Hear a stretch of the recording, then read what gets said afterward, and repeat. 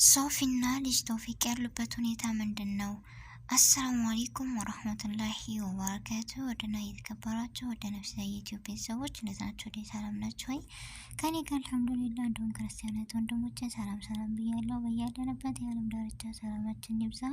አላህ ሀገራችንን ሰላሟን አንድነቷን ይመልስልን። ለቤት አዲስ የሆናችሁ ሰብስክራይብ በማድረግ ቤተሰብ ይሁኑ። እንዲሁም ነባር ቤተሰቦችን ስለምሰጡኝ አስተያየት ላይክ፣ ሼር እያደረጋችሁ ስለምታበረታቱኝ ከልብ አመሰግናለሁ። ዛሬ የሶፊና የልጅ ቶፊቅን እውነታ ከኔ ጋር ታገኛላችሁ። ቪዲዮውን እስከ መጨረሻው አብራችሁን ቆዩ፣ ትወዱታላችሁ ብዬ ተስፋ አለኝ። እና ዛሬ እንደምታዩት ሶፊ ወደ ውጭ ሀገር ልትመጣ ነው። ሶፊ እንደዚህ ነው፣ ሶፊ እንደዚህ ነው። የዚህ ሁሉ መንስኤ ማን ነች ወይስ ማን ነው? ሶፊ ሁለተኛ የስደትን ልትመኝበት የቻለችው መንገድ ምንድን ነው? አንድና አንድ ስደትን ልትሸይ እና የዚህ ሁሉ መንስኤ ማሪና ነች። ማሪና ባለትዳር ነሽ፣ በቃ ልጅ ወልደሻል፣ ህይወትሽን የራስሽን ህይወት መሪ። ምንድን ነው ከሰው ባለትዳር ልጅ ቶፊቅ እኮ በቃ ጓደኛሞች ናቸው ምናምን፣ ነገር ግን ሁሉም ነገር በልክ ሲሆን ነው እንዴ። ልጅ ቶፊቅ ከማሪና ጋር ምን ትሰራለህ እንዴ? ባለትዳር አይደለህ እንዴ? ለምን ነው ሁለተኛ ስደት እንድትመኝ ያደረካት? ሶፊን በአንተ ምክንያት በአንተ ንደት እንጂ ስደትን እንደማትመኝ ነግራኛለች።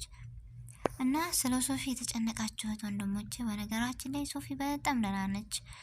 ስልክ ደውዬላት ነበር፣ ደህና ነች ምናምን ያለውን ነገር ነግራኛለች። ያለችበትም ሁኔታ በቃ በሰዓቱ ብታዝንም የሰው ልጆች ነን እና በጣም አዝናለች። ምክንያቱም ስለምትወደው ስለምታከብረው ከሌላ ሴት ጋር ሄዶ እንደዛ ሲሆን ባልጠበቀችበት መንገድ በጣም ተናዳ ነበረ። አዎ ስደትንም ተመኝታ ነበረ። ምክንያቱም በጣም ስለተናደደች እና ስሜታዊ ስለሆነች ነው።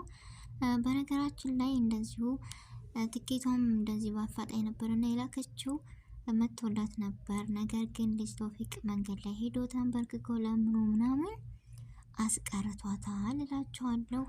እና አሁን የምትገኝበት ሁኔታ ምናምን በጣም ኖርማል ነች፣ ደህና ነች። ወደ ውጭ የምትመጣውን ነገር ደግሞ ከንስለዋለች። እና በአዲስ ቪዲዮ ዛሬ ወይም ነገ ሊመጡ ይችላሉ። ጠብቋቸው በተስፋ እና የሶፊ ደህንነት እንዲሁም የሶፊ ማንነት ስላስጨነቃችሁ ሁሉ እሷ ደህና እንደሆነች ነግራኛለች። በጣም ደህና ነች። ያለችበት ሁኔታ ያ ሁሉ ጋጋታ ያ ሁሉ ግርግር ነገሮችን በቃ በሂደት እና በተስፋ በስነ ስርዓት ባለው መንገድ በቃ በሀገራችን እንደፈቱ ምናምን የነገረችኝ በጣም ደስ ብሎኛል። እና ሶፊ እንደዚህ ሆናለች፣ ሶፊ እንደዚህ ሆናለች የምትሉ በረራዋ ነው ነገ ዛሬ መጣች ምናምን ቦሌ የምትሉ ሁሉ ውሸት ነው። ሶፊ ያለችበት በጣም ደህና ነች። ሁኔታዋ በቃ ኖርማል ነው። ምንም ነገር እንዳልተፈጠረ ረስቸዋለሁ ሁሉ ነገር ብላለች። እና ይህ ነገር ደግሞ በጣም ያስደስታል። ዛሬም ነገም ጠንካራ ሁኚ እህቴ ሶፊ። ምክንያቱም በቃ ወንዶች እንደዚህ ናቸው። ወንዶች ስነ ስርዓት ያዙ። ለምንድን ነው የሴት ልጅ ልብ የምትሰብሩት ሁልጊዜ? በቃ እንዴ አንድ ሴት ልጅ እኮ በጣም የዋህነች። በነገራችን ላይ ከወደደች ወደደች ነው። እና አንተን ብላ ትታመታ ምናምን ሁሉ ነገሯን ህይወቷን ሁሉ ነገር ሰጣህ። እንዴት እንደዚህ ልታደርግ ትችላለህ? ስለዚህ ጥፋተኛ ነህ። ነገር ግን ልጅ ቶፊቅ ከማሪና ጋር፣ ማሪና ደግሞ ባለትዳር ባለ ልጅ ነች። እንዴት እንደዚህ ትሰራለች? ስለዚህ እኔ በሶፊ አልፈርድም። በጣም ጎበዝ ልጅና ሶብረኛ ነችውም ብያ ድንቀታለሁ። ምክንያቱም የማይሰራ ስራ ነው የሰራው። እና ውድ ቤተሰቦቼ ሶፊ ካሁን በኋላ የልጅ ቶፊቅን ይቅርታ ተቀብላለች። እንዲሁም ልጅ ቶፊቅ በሰራው ነገር ተጸጽቷል። ካሁን በኋላ ምንም የሚፈጠር ነገር የለም ብዬ አስባለሁ። እና ለሁላችንም በነገራችን ላይ ትምህርት መውሰድ አለብን። አብሶ ሴቶች፣ የመዳም ቅመሞች ከሶፊ ምን ተማርን፣ ከሶፊ ምን አይነት የህይወት ታሪክ ተማርን የሚለውን መውሰድ መቻል አለብን። ጠንካራ ብርቱ መሆን መቻል አለብን። እና ልጅ ቶፊቅ በጣም ተጸጽቷል በሁሉም ነገር እና ሁሉም ነገር ይስርከር። በአዲስ ቪዲዮ ተጠብቋቸው ዋዳችሁ ይመጣሉ።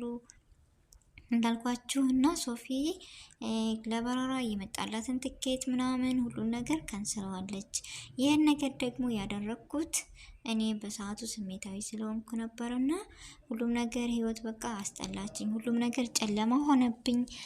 አሁን ላይ ግን በቃ እሱም በሰራው ነገር እውነቱን አምኖልኝ እውነቱን አስረድቶኝ ሁሉን ነገር ተረድቼ ይቅርታ ስለጠየቀ ይቅርታውን ተቀብያለሁ ብላለች።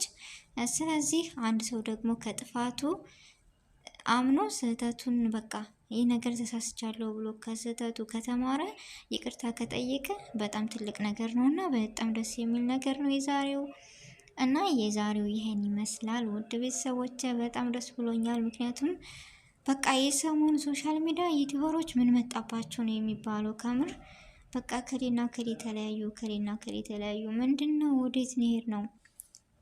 እንደምታዩት ሰሞኑን በቃ ሰዓድና አሊ ራሱ ተለያየን እያሉ ነው። ምንጉር ነው በቃ የልጅ ቶፊቅ እና የማሪና እንዲሁም የሶፊ ሲያሳስበን እነሱ ተደገሙ እና ማሪና ካሁን በኋላ አርፈሽ ተቀመጭ ነው የምለውን የራሱ የመጀመሪያና የመጨረሻ ስህተትሽ፣ ከስህተትሽ ተረሚ፣ ከስህተትሽ በቃ ማወቅ መቻል አለብሽ። እንዴ የሰው ትዳር ህይወት እኮ ነው፣ ህይወት ነው። በሰው ህይወት ገብተሽ በቃ ትዳራቸውን ማንነታቸውን የበጠበጥሽው። ስለዚህ አንቺም የራስሽ ህይወት አለ፣ የራስሽን ህይወት ምሪ፣ የራስሽን ስራ ስሪ። ካሁን በኋላ በቃ ግንኙነትሽን አቁሚ። እንዴ ይቺ ልጅ ምን በወጣት ይህን ሁሉ ስቃይ ምናምን የምታየው እኮ አንቺ ነሽ ሰበቢቱ። በነገራችን ላይ ማሪና ስነ ስርዓት ያዥ፣ ራስሽን ሆኒ፣ ራስሽን ስራ ስሪ፣ የራስሽን ሁሉ ነገር አይዲያ ፍጠሪ። ስለዚህ ካሁን በኋላ ልጅ ቶፊቅ ጋር ያለውን ነገር አቁሚ። ከስህተትሽ መጸጸት መቻል አለብሽ፣ ከስህተትሽ መማር መቻል አለብሽ። ስለዚህ የልጅ ቶፊቅና የሶፊ መጣላት የሰው ህይወት የሰው ትዳር የበጠበጥሽው አንቺና አንቺ ብቻ ነሽ። ስለዚህ እነዚህ ልጆች ደግሞ አሁን ሶፊም በንዴት በዛ ሁኔታ በጣም ነው የምታሳዝነው። የሆነ ነገር ብትሆን ሳስብሽዋል። በጣም ትልቅ ችግር ውስጥ እኮ ነው እና ልጅ ቶፊቅ ራሱ እንደዛ መንገላታት እንደዛ መሆን በጣም ከባድ ነገር ነው። ስለዚህ ራስሽን ሁኒ። እንዴ ራስን መሆን እኮ በጣም ጥሩ ነገር ነው። ስለዚህ ከስህተቶች መማር፣ የሰው ልጅ ደግሞ የማያጠፋ የለም። አጥፍቶ በጥፋቱ ተምሮ ይቅርታ መጠየቅ ትልቅ ነገር ነው እና ይቅርታ ጠይቂ ለሶፊ ጎንበስ ቀጥ ብለሽ። ስለዚህ ሶፊ አሁን ሁሉን ነገር ትታ የውጭ ሀገር የምትመጣበትንም ሁሉ ካንስል አድርጋለች። በቃ ህይወቷን መምራት ትፈልጋለች ከአሁን በኋላ። አንቺ ደግሞ ከልጅ ቶፊቅ ራቂ ነው የምለው። የዛሬው ቪዲዮ ይሄን ይመስላል ውድ ቤተሰቦቼ።